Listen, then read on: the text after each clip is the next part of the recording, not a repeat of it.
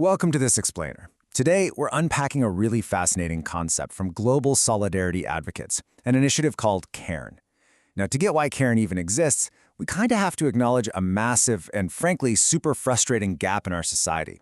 Just think about it for a second.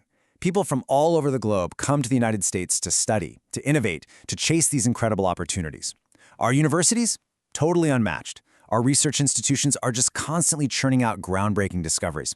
We've got businesses leading global industries, and our tech is literally shaping the future of the planet. But then you look out your window, look at your local community. Despite all of this world-class, mind-blowing innovation, our everyday local struggles just seem to persist, year after frustrating year. Okay, let's dive into this. This right here is the central mystery we're tackling today. If America attracts some of the world's absolute brightest minds, why do so many problems seem to remain unsolved? I mean, it's the elephant in the room, right? How can we be launching rockets into space and developing mind-bending software, yet we can't seem to figure out how to make our daily commutes even slightly bearable or our local schools more effective? It's a total paradox.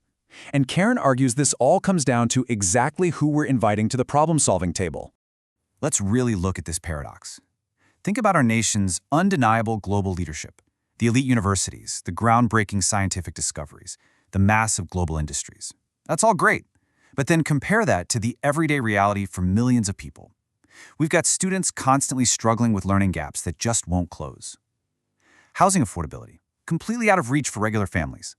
Transportation systems that just routinely fail the people who depend on them the most. And healthcare costs that literally keep rising every single year. The contrast is just staggering. Our big macro-level successes are simply not trickling down to solve our micro-level community problems. Section 1. The missing expert. You. So, what exactly is the missing ingredient here? If the traditional experts haven't fixed these persistent local issues, well, who will? The answer CAREN proposes is actually really intimate and honestly incredibly validating. It's you, the everyday person actually living with these problems day in and day out. For generations, the old way of problem-solving was completely confined to elite institutions, traditional think tanks, consulting firms, the government agencies. The main question was always, well, what do the experts think? But the CAREN way completely flips the script. Instead of just relying on institutional experts, they ask, what do the people living with the problem every single day actually know? It's a huge, profound shift from top-down mandates to bottom-up, community-driven insights. The absolutely crucial point here is that you do not need a PhD to be an expert on your own life. Think about it. Parents inherently understand education challenges way better than a distant analyst ever could. Patients understand the terrifying, everyday frustrations of the healthcare system. Commuters know exactly where the public transportation bottlenecks are because they're stuck in them. Veterans acutely feel the gaps in service delivery, and small business owners carry the actual heavy weight of regulatory burdens. As community members, you possess incredibly deep, nuanced insights that almost never make it into an official government report. Your daily struggle? That is actually highly valuable data. Section 2. The AI Equalizer. And this brilliantly illustrates how things are changing.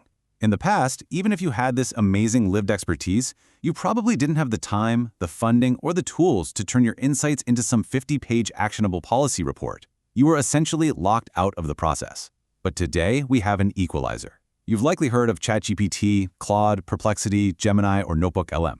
Maybe you've even used them to, write a polite email or find a recipe. But CAREN views these AI platforms very differently. They see them as keys that unlock elite analytical capabilities. These tools give ordinary citizens the power to process massive documents, analyze complex city budgets, and synthesize public data at speeds it used to require entire teams of highly paid researchers. Just like that, AI has leveled the playing field. However, we have to be clear. Technology alone is not enough. An AI doesn't ride the bus. An AI doesn't wait in line at the VA clinic. An AI doesn't lie awake at night struggling to pay a local property tax bill. The true magic, the real game-changing power, comes from combining these powerful AI tools with your human experience. The AI is really just a power-up. It's the engine for sure, but your lived experience is the steering wheel. When everyday citizens use AI to make their real-world frustrations actionable, that is when the real breakthroughs happen. Section 3. Rethinking Old Systems. You see, CAREN holds this core belief that true innovation isn't always about inventing some shiny new gadget. Often, it's just about taking a hard look at outdated systems that are silently failing us. Take standard operating procedures, or SOPs, for example. These are the rules governing how everything in our society runs, from mail delivery all the way to workforce development. But here's the catch. Many government agencies and organizations are totally paralyzed by SOPs that were created years or literally decades ago. Think about how much technology has advanced since then. Think about how much our communities and our expectations have completely transformed. Yet, these underlying procedures often remain entirely untouched. This makes them a prime target for citizens to step in, analyze, and disrupt. It all comes down to one central driving question. Does this process still serve the people it was designed to help? It's a really simple question, but if you aim it at public transportation or local education or housing policy, it becomes incredibly powerful. It demands accountability. And more than that, it gives everyday citizens the permission to firmly challenge the status quo. Take a second to just let that sink in. Section 4. The Cairn Approach in Action.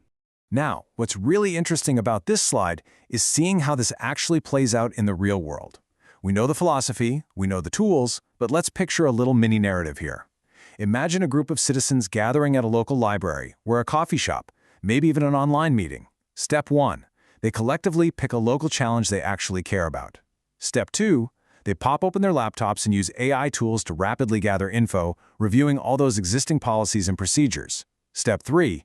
They sit together, evaluate the evidence they've just found, and debate ideas purely on their own lived experiences.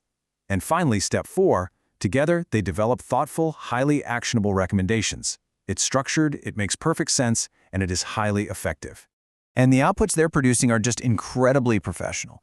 CARE members aren't out there just complaining. They're taking concrete, targeted action. They're literally learning how to analyze city budgets and public data.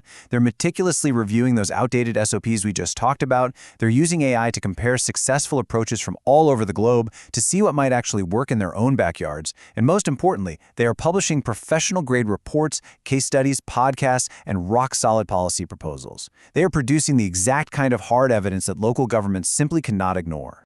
Section 5. Powering the Future. Ultimately, this represents a fundamental shift in who actually gets to design the world we live in. Historically, the future was designed almost exclusively in elite spaces, closed boardrooms, ivory tower universities, those insulated government offices. But Cairn's vision is completely different.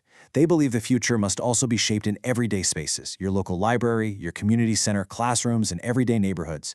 The future shouldn't just be handed down to passive observers. It absolutely needs to be built locally, through real community conversations by active participants who actually care enough to learn, research, and contribute.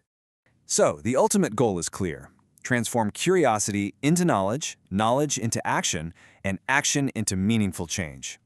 Whether you are a college student, a retiree, a teacher, a veteran, or a small business owner, there is absolutely a place for you in this model. The tools are free, the methodology is clear, and the invitation is wide open. Cairn is calling on anyone who cares about improving their community to go find a gathering on Meetup, grab these AI tools, and start building actual solutions. Which leaves us with this final, vital question to ponder today. Who is designing your future? Are you leaving it entirely up to distant experts and outdated operating procedures, or are you ready to step up, use the incredible tools at your disposal, and become an active architect of your own community? The AI age has given us the power, now it's just a matter of what we choose to build with it. Thanks for joining me on this explainer, and I really hope this sparks some incredible ideas for your own neighborhood.